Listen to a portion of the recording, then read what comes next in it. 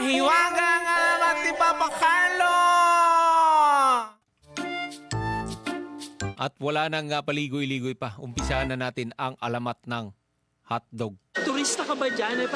Pero mo pagkakuha mo ng bola, tumayo ka na lang dun, wala ka nang pakialam. Turista ka ba? Nakatayo ka lang dyan. Magalit talaga. Huwag kang patayo-tayo lang dyan. Sit properly. Start na tayo. So, unang pagdating, Papa Jepoy, nung unang panahon na kalakala na may mga dayuhang dumadaong sa pantalan ng Maynila. Kabilang sa kanila mga negosyanteng Aleman, mga German at Amerikano na may dalang kakaibang pagkain. Mahabang susids. Aliman pala tawag doon. Aleman or German. Galing. Ngayon ko lang nalaman So, Japanese, Hapon. Pinoy, Philippines. German, Aliman. Aleman. Pinoy. Ganon. Philippines.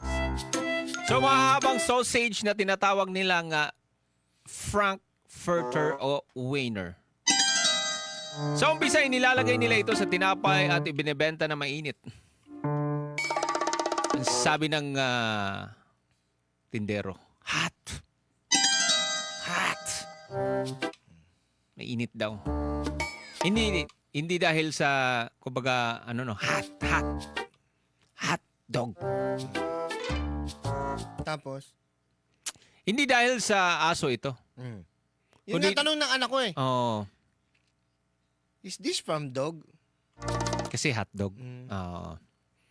Hindi dahil sa aso ito, kundi dahil mainit ang pagkain at iyon ang nakasanayang tawag ng mga dayuhan. So nagtaka mga Pilipino, aso ba yan? Medyo nagdadalawang isip sila tikman kasi nga, syempre aso. Alam niyo naman, pag sinabing aso, may rabies yun. Madumi. Saka hindi kinakain. Oo. Hindi kinakain. Hindi kinakain ng aso.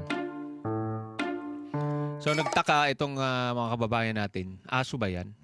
Pero nang tinikman nila, maalat-alat, juicy at madaling kainin. So, nung unang pagtikim ng mga Pilipino, na-embrace agad, nagustuhan agad ng mga Pilipino. Lalo na ang mga bata. Mas gusto ng mga bata yung lasa ng hotdog. At dahil mahirap bigkasin ang Frankfurter, yan kasi yung una tawag dyan eh. Pag kinain, mainit. Hotdog. Ganon sila. Kaya, mas na-embrace nila, mas na-adapt nila ang hotdog. Instead of Frankfurter. So, habang tumatagal, Papa Jepoy, hindi na sapat ang original na lasa para sa panlasa ng mga Pilipino. Kaya ang mga lokal na gumagawa ng pagkain ay nagsimulang dagdagan ng asukal. Naging mas matamis ang mga hotdog. Lagyan ng matingkad na pulang kulay, naging mas kaakit-akit. At gumamit ng mas abot kayang karne, naging mas mura.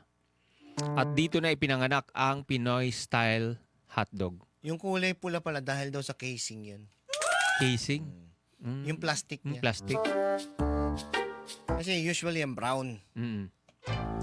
Brown or dark brown, hindi ka aya-aya. Sino yan? Hindi ka aya-aya. Kwento mo yan? Ito kontra na naman to. Hype na ito.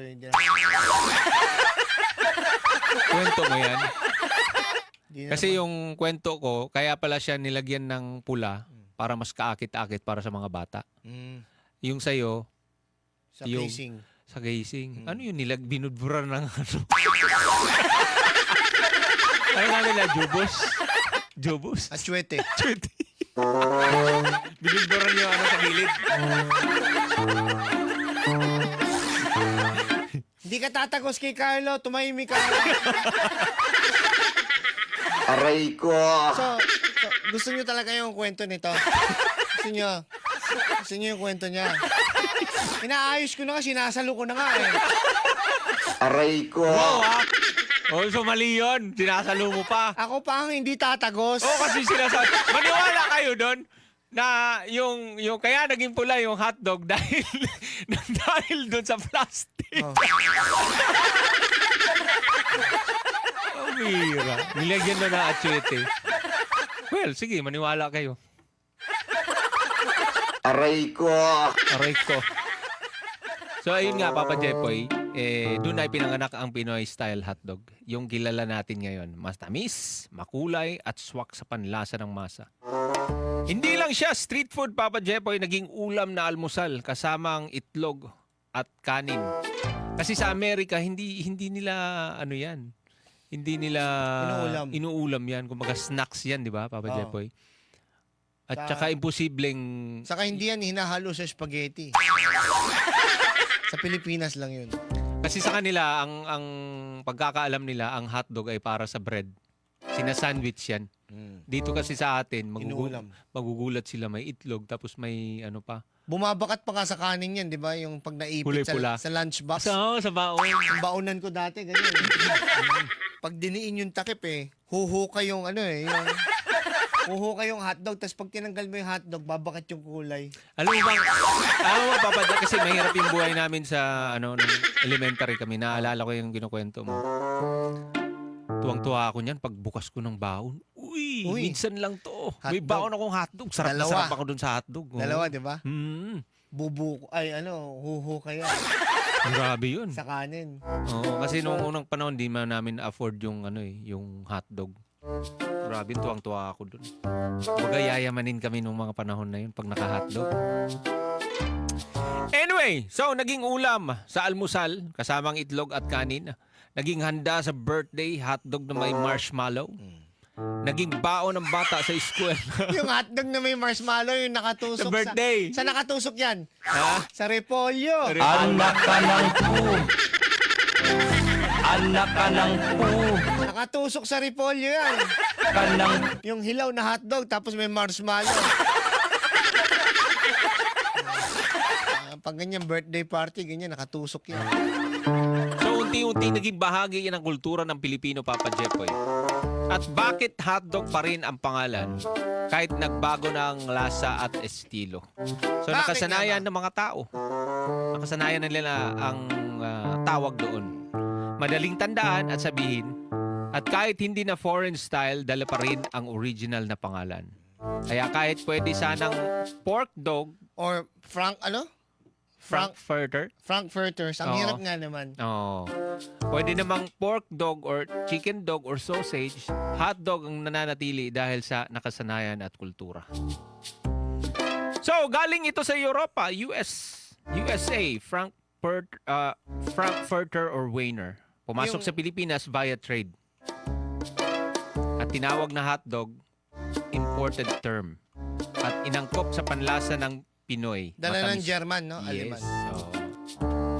Hindi pa rin nasasagot ang tanong, bakit hotdog? Hindi yan aso? Hindi siya aso. Ano yan? Ha? Bakit Kasi pag daw? niluluto yan, pag kinakain yan, kailangan mainit. Kaya hot. Oo. Ay, yung dog. Yung dog, Hindi yan dog. para sa kaalaman ng lahat, Oh. hango yan sa pangalan ni Nung dog. nagtitinda. Sino Sino nagtinda niyan? Yung German? German. Yung Hango yan sa pangalan ng, Ano pangalan? ha? Ano pangalan? Huwag kayong mabibigla. Oh. Siya pala. Siya Diyan ba? pala galing. Hot dog. So, hot kasi mainit. Dog kasi yung nagtitinda na German. Huwag kayong magulat. Oh. Sino yan nagtitinda? Dahil si Douglas Douglas. MacArthur. Douglas ano? Douglas MacArthur. Douglas MacArthur. Anong sabi niya? Siya ang unang nagtinda ng hotdog. Si Douglas. Douglas. Parang pamilya. Di ba sundalo yan? Oo. Anong sabi niya? Ha? Anong sabi niya? Dog. Hot dog.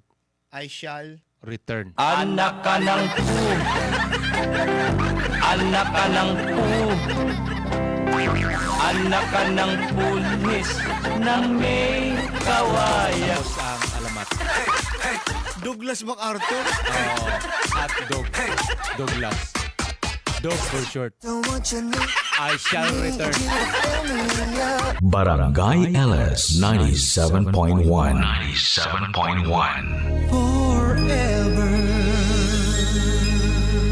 Number 1